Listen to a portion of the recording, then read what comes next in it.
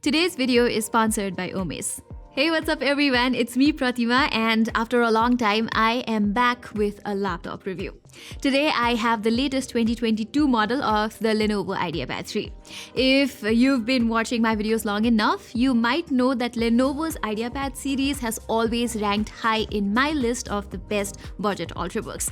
In fact, I liked last year's IdeaPad 3 so much that it was my top choice for the best budget laptop. This year, Lenovo has refreshed it with Intel's 12th Gen CPUs, which makes it all the more exciting. My unit is loaded with the Core i5-1235U CPU, 8GB RAM and 512GB SSD storage for a cost of some $500 in the US, 90,000 rupees here in Nepal and around 58,000 rupees in India. But if this price is slightly higher than your budget, you can also go with the i3 variant with the same memory configuration for a couple of bucks less. You should also be able to get much better deals during the Black Friday and Cyber Monday deals in the coming months, so watch out for that as well. Another thing you might also be interested to watch out for is this cool opportunity from Omis. It is currently hosting a sweepstake where you can enter to win the premium Tesla Model S Apex Plaid while supporting a great cause. The donations you make will benefit the Peterson Automotive Museum in its goal to explore and present the history of the automobile and its impact on global life and culture. What's sweet is even if you don't win, you will still be helping the Peterson Automotive Museum in their cause. Now, the Tesla Model S Apex Plaid is the most sought-after electric vehicle on the market right now. It is top-of-line, loaded with cutting-edge tech, and boasts an impressive 396-mile driving range and a top speed of 200 miles per hour, plus custom features added by experts at Unplugged that you will not find in any other Tesla. So head to omaze.com/gadgetbyte to enter today. The experience closes at January 27th, so hurry up. Alright, let's start this review by talking about its performance. As I mentioned before, I have the Intel variant of the IdeaPad 3. In case you're curious, Lenovo also sells the same laptop with Ryzen 5000 CPUs, but I didn't choose to get the Ryzen powered ones because Intel's 12th Gen processors are much better options considering all the performance upgrades they bring. Here, the Intel variant of the IdeaPad 3 was able to handle most of my non-demanding everyday tasks with ease. I spent the majority of my day at office working on scripts and articles alongside light editing on Photoshop while browsing through at least half a dozen Chrome tabs. And with all this, I am yet to experience any stutters so far. Based on your usage scenario, Lenovo also lets you choose between various performance modes through Lenovo's Vantage app. I found that the intelligent cooling mode gives the best results under my usage with a good balance of performance and battery life and a quieter fan even when multitasking. Although while light gaming or doing some heavy tasks, I would set it to extreme where its fan can get a bit louder. But I wouldn't complain because it does a good job of maintaining the thermals. Now, since this is an ultrabook with integrated Iris graphics, heavy gaming is not possible here. It can only handle a few less demanding titles in the lowest settings with a fair amount of stability, and that's about it. As for memory, it comes with 8GB of soldered RAM, and you also get an additional SODIMM slot in case you'd want to add some more.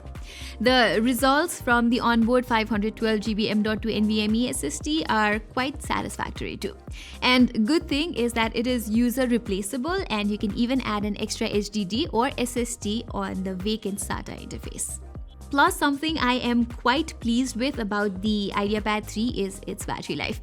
Intel's U-series processors are all about prioritizing energy efficiency over raw performance, and the i5-1235U on this laptop does exactly that. On a full charge, it lasted me like 5 to 6 hours, which can be considered quite good for a budget ultrabook. Plus, charging is also quite convenient here since it supports something called Rapid Charging Protocol, which can fuel the laptop from 0 to 80% in about 1 hour. This feature is not enabled by default, but you can turn it on under the Lenovo Vantage app that I talked about earlier. Now, design-wise, nothing much has changed from last year because you get the same brushed matte finish on the lid and the keyboard. But I have to admit that I like this silver finish better than that of the dark gray option of last year's model. So the overall design feels quite premium, and this laptop is well built too. I did not find any concerning flex in the keyboard, and the hinge is also quite sturdy. You can even lay the lid to a considerable amount if that is important to you. Another thing that I really appreciate about this laptop is its flip to open feature. I use the 14-inch MacBook Pro as my daily driver, and getting a similar feature here made me feel right at home. And not just that, I feel like even though it's a small add-on, it genuinely enhances usability and convenience. You can then sign into your PC via the fingerprint sensor embedded into the power button. In terms of I/O, you will find the microSD card slot and one Type-A port on the right. On the left, Lenovo has installed a Type-A port, HDMI, Type-C, and a 3.5mm combo audio jack. Now, talking about its keyboard, the keys on it are well spaced out with good travel distance. There's also a dedicated numpad section over on the right. I am sure someone who works with numbers will definitely find it useful. It is slightly compact though, but it gets the job done. However, my unit does not have a backlit keyboard for some reason. I guess this is a region-specific thing, as the IdeaPad 3 in the United States and India do enjoy a backlit keyboard. I am also a little disappointed that Lenovo did not upgrade the trackpad this year too. Not that it's not responsive or anything, but it's too small and off-centered. So using it has not been a pleasant experience for me. Hence, while reviewing this laptop, I used an external mouse instead. Similarly, like last year's IdeaPad 3, I found this year's TN display on it to be strictly average as well. The viewing angles on this year's IdeaPad 3 appears to be somewhat better, and even the overall quality of this screen is not as bad, but even so, colors look a bit dull here, something that's clearly noticeable while watching movies and such. I didn't feel the same while doing my regular office work though. So if you want to get this laptop for your regular general tasks, this TN panel is not bad to work with, but if you watch a lot of videos or movies, I would recommend you get the one with an IPS panel instead. In terms of brightness, the IdeaPad 3 has 250 nits of max brightness, so it's only ideal for indoor use and nothing more. I have also noticed mild backlight bleeding on the bottom of the screen, but it's nothing to worry about since it is only visible when watching really dim lit content with the lights off. Now, what did I miss? The audio and the webcam. I have to say that I'm quite happy with the performance of its speakers. They sound quite clear. They're not very loud though, so consuming content and listening to music in my room has been a decent experience. But when it comes to the webcam, I would say it's just so-so. Like most other budget ultrabooks, you get a 720p webcam here whose output is soft and grainy. So if you're someone who needs to attend a lot of meetings, it would be wise to get a third-party webcam. The audio pickup from the microphones is satisfactory for online meetings and classes, but its background noise cancellation feature does not work as effectively as it's promised.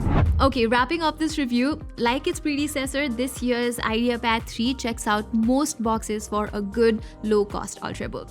It comes with a capable 12th Gen CPU, a modern-looking design, a decent keyboard, and quite nice battery life with fast charging support. Throughout my review period, my only gripe with this laptop has been its average TN panel, but if you just want a laptop for your regular office or school work, this screen should be good enough for that.